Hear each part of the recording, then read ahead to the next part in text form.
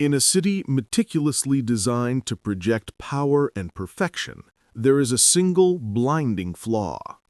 It pierces the sky at over 1,080 feet, or 330 meters, a silent 105-story monument that dominates the skyline of Pyongyang. It is the tallest building in the nation. It is also the largest unfulfilled promise on Earth. It is the Ryugyong Hotel, and it is a ghost. For over 3 decades, this colossal structure has stood as a hollow pyramid of concrete and glass. Not a single paying guest has ever slept within its walls.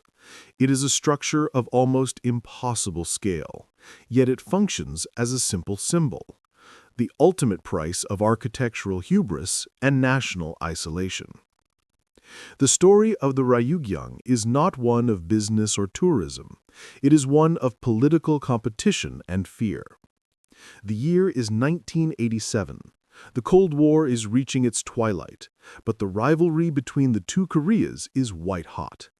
South Korea is preparing to host the 1988 Seoul Olympics, a global declaration of its democratic and economic triumph. North Korea could not allow their rivals such an uncontested victory. They had to launch a counterstrike, not with missiles, but with steel and concrete. They planned to host the 13th World Festival of Youth and Students in 1989, and they needed a centerpiece so magnificent, so technologically advanced, that it would eclipse Seoul's moment entirely. The order came directly from the regime's leadership. Build a hotel taller than anything else. It must contain over 3,000 rooms and feature 7 revolving restaurants at its peak. This was not a suggestion. It was a non-negotiable command. The deadline? The opening ceremony of the Festival of Youth in 1989, giving them a mere 2 years for a project that should have taken a decade.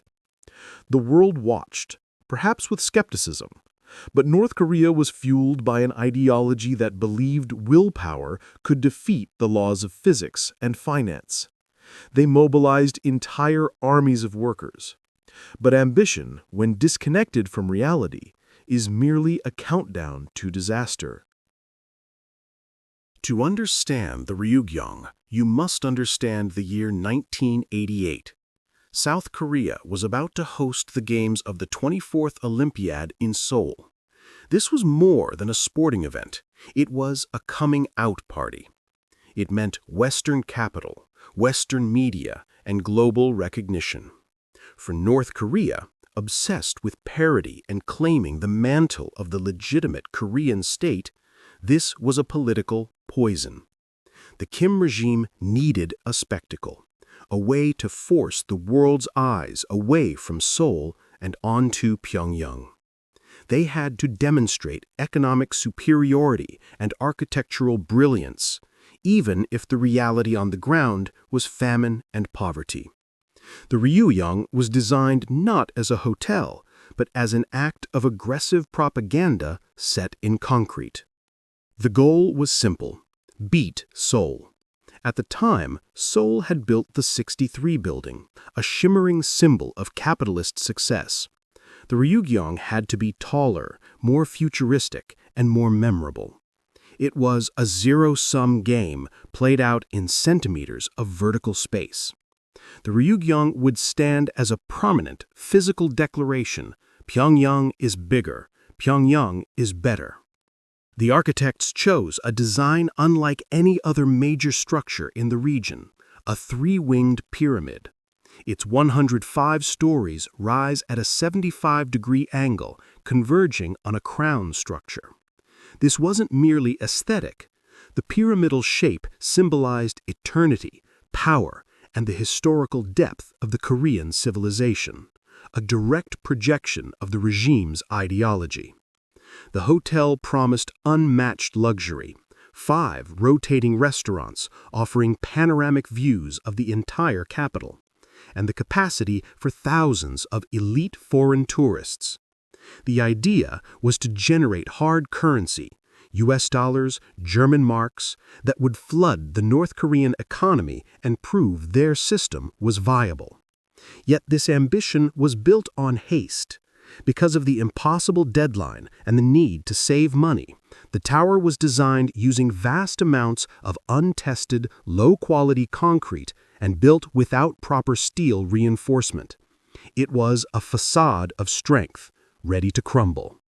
Who was going to pay for this 2,000-room luxury resort? North Korea believed the world would rush in.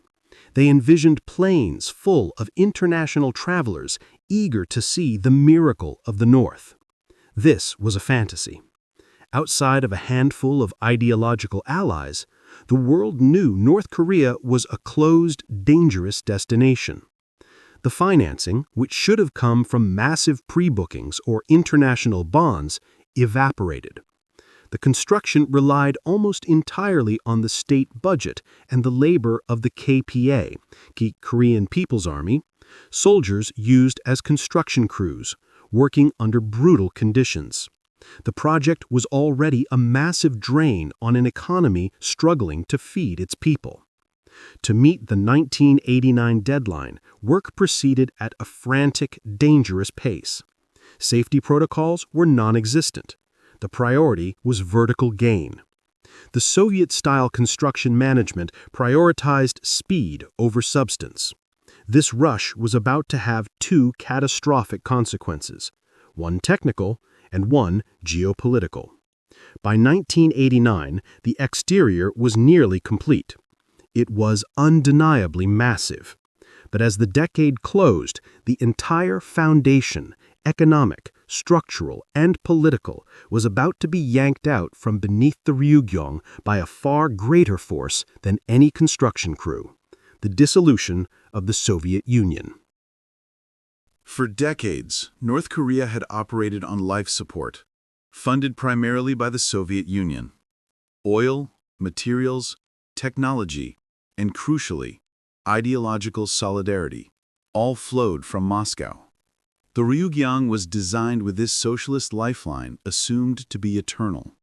Then the unimaginable happened. The Berlin Wall fell in 1989, and the Soviet Union itself dissolved in 1991. The economic shockwave that followed was devastating.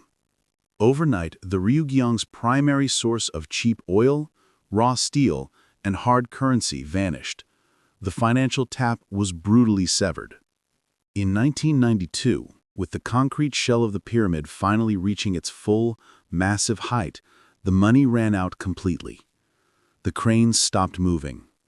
The construction lights went dark.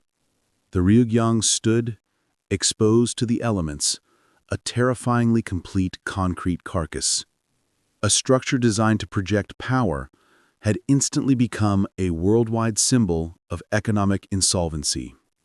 Had the money flowed, the Ryugyong might still have been doomed by its haste.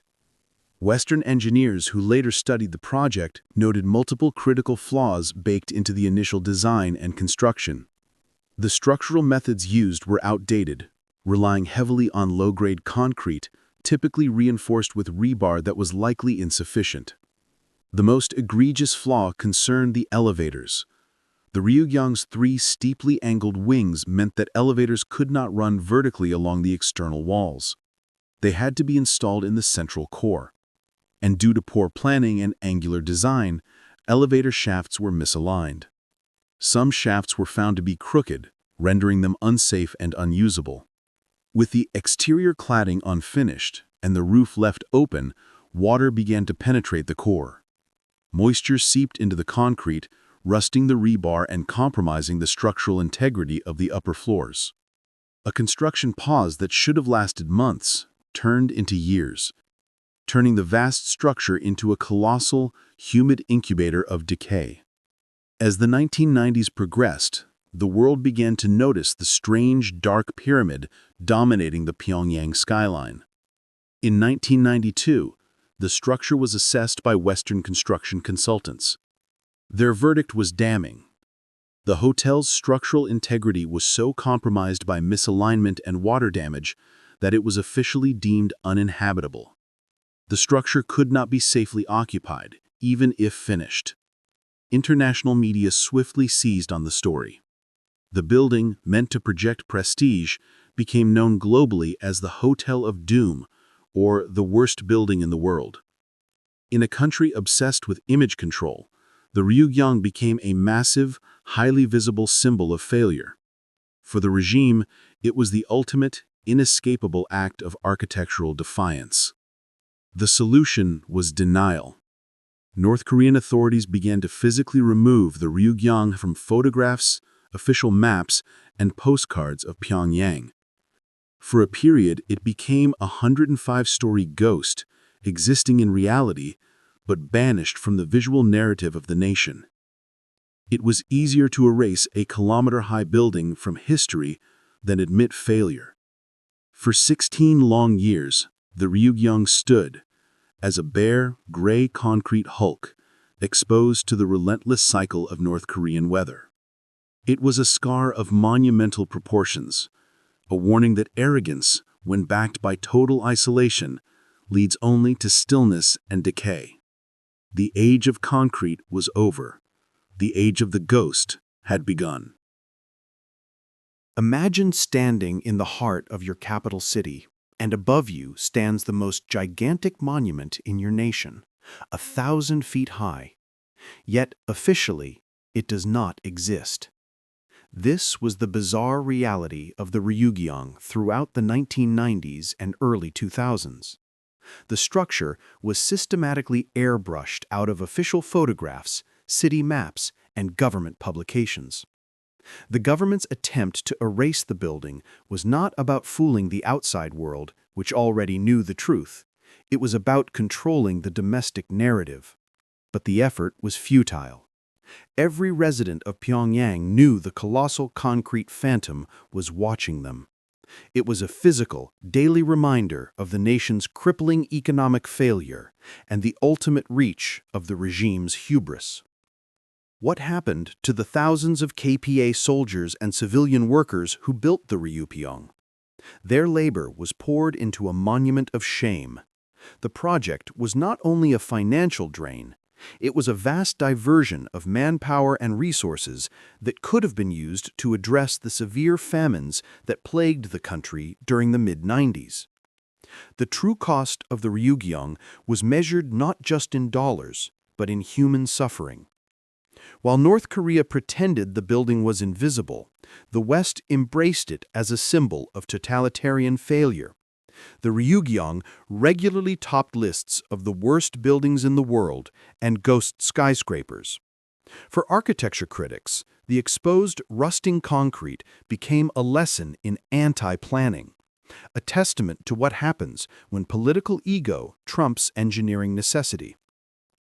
During the long freeze, the internal state of the hotel deteriorated rapidly.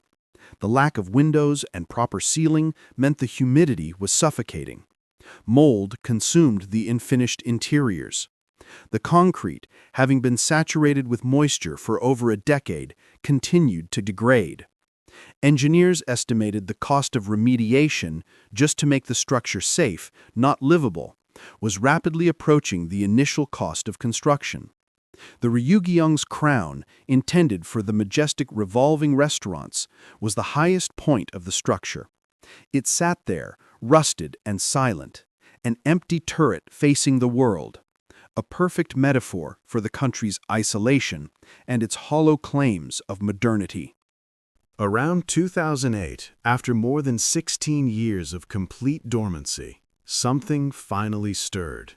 The construction cranes, long rusted in place, began to move. The regime had finally secured a foreign partner, Orascom Telecom, an Egyptian conglomerate.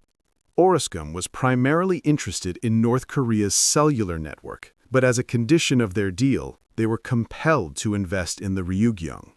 The goal was simple and cosmetic: make the building look finished. They began cladding the entire concrete structure in shimmering, reflective glass panels. The intention was to replace the gray scar with a shining, deceptive shield. But as the façade went up, the fundamental truth remained. What good is a mirror when the interior is still a concrete cemetery? Between 2008 and 2012, the world watched in astonishment as the Ryugyong transformed. The scarred gray concrete was systematically encased in a shimmering, reflective glass and metal façade. The cost of this cosmetic makeover alone was estimated at over $180 million, paid largely by the Egyptian partners Orascom. The new exterior achieved its primary goal. The Hotel of Doom no longer looked dead. It looked futuristic, if slightly unsettling. But the transformation was only skin deep. The new façade did nothing to fix the structural misalignments, the water damage, or the rusted elevator shafts that lay buried within the concrete core. The inside remained a massive, hollow skeleton. The Ryugyong became a perfect metaphor for the isolated state itself. A dazzling modern exterior designed to fool the world, concealing an outdated, corrupted, and fundamentally broken infrastructure beneath. In 2012, the absurdity reached its peak. A respected European luxury hotel chain, Kempinski, announced that they would manage the Ryugyong. The world was stunned. Was North Korea finally opening up? Was the monumental blunder about to become a functional hotel? The partnership lasted a matter of months. Kempinski quickly realized the devastating reality. The entire infrastructure to run a luxury hotel, plumbing, wiring, HVAC, fire suppression systems, and safe elevator cores simply did not exist. Building codes were non-existent. The internal renovation cost was deemed impossible. Kempinski quietly withdrew. The episode confirmed to the world that the Ryugyong was an irreversible failure. It was physically complete, yet functionally impossible. The hotel was formally placed back into its permanent, luxurious coma. Today, the Ryugyong has one primary purpose: propaganda. The regime installed massive LED screens across one side of its façade, turning the world's most expensive abandoned building into a giant, high-resolution display for state messages, slogans, and occasionally colorful light shows. The Hotel of Doom is now Pyongyang's largest, most expensive billboard. The Ryugyong is a permanent billion-dollar scar on the face of North Korea. It teaches us the ultimate cost of ideological hubris, the belief that sheer political will can defy engineering, finance, and global reality.